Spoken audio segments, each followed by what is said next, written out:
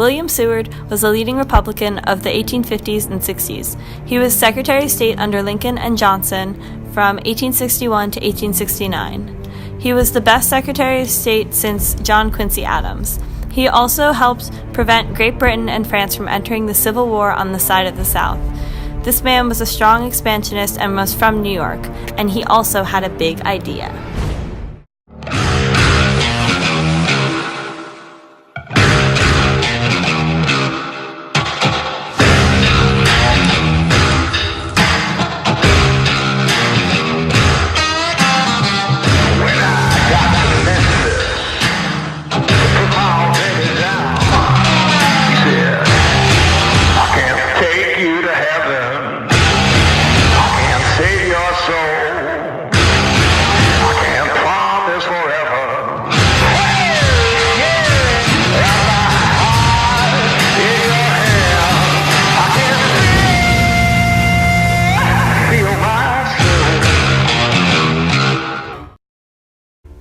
The vast territory of Alaska had been the subject of dispute between two European powers that claimed it, Russia and Great Britain.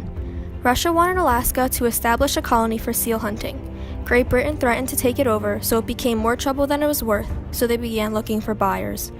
Russia was also in debt from the Crimean War. At first, the U.S. didn't want to buy the territory because they were in debt from the Civil War. During an era of imperialism, it was believed that a country's power was dependent on the amount of land they could acquire around the world. Russia found William Seward, who wanted to buy Alaska for the United States. I want this land. The vast colors, the beautiful landscape. There's even resources. What's not to love? This is it. That's all I have to say. So, Mr. Seward, what compels you to buy Alaska? You know, that is such an interesting question. There's so many reasons. First, the resources. This land is just filled with so many opportunities, and it will also increase the country by 25%. We could be such a bigger power, and that gives us power in the Pacific.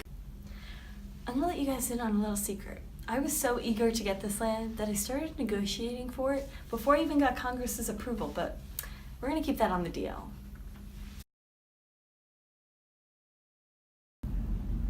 Hey guys, this is where I live in Alaska. I'll show you around my hut. So this is my friend. He doesn't have a home, so I'll let him live with me. And this is where I sleep. Yeah, that's about it. It is so cold here. Now I see why they call it Seward's Folly. This is an icebox. So what's it like to be a native that still lives in Alaska? Well, there's not a lot of us, and it's really cold all the time. So, what do you think about this purchase that Seward has made? Alaska is a barren wasteland. But we don't really have a lot of rights or anything. We don't have any citizenship. I mean, we do, but we don't have any freedom. The UK could easily seize it if we went to war. So I'm kind of excited that America's taking over our land because, they're all about free this, free that. So that's pretty cool. We call it Seward's Folly for a reason. And the natives are going to be a potential problem because they don't want us here in their land. I don't know how I feel if they're all going to come here because, I kind of just being by myself because I don't really have to worry about neighbors or anything or, economics. And it's so cold, there's nothing to do here. All we have is bears. Do you have anything to add? Yeah, I think so. All right, yeah, that's better. And there's not even any railroads or industry, and all it is cold.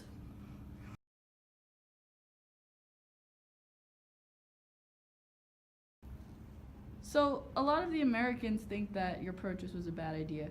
How do you feel about that? You see, I understand. It appears that this is the quote-unquote barren wasteland. Alaska is a barren wasteland.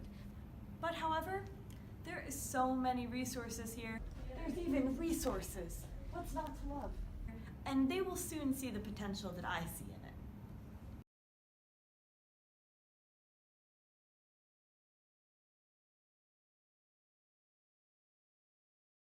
So after living here for a few years in Alaska, what do you think of it now?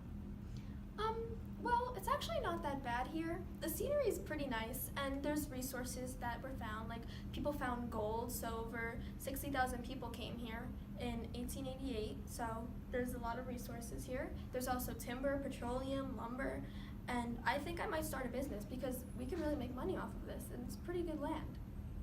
Seward was able to negotiate with Russia, and in appreciation of their support during the Civil War, Congress agreed to purchase the entirety of Alaska for $7.2 million, which is about 2.5 cents per acre.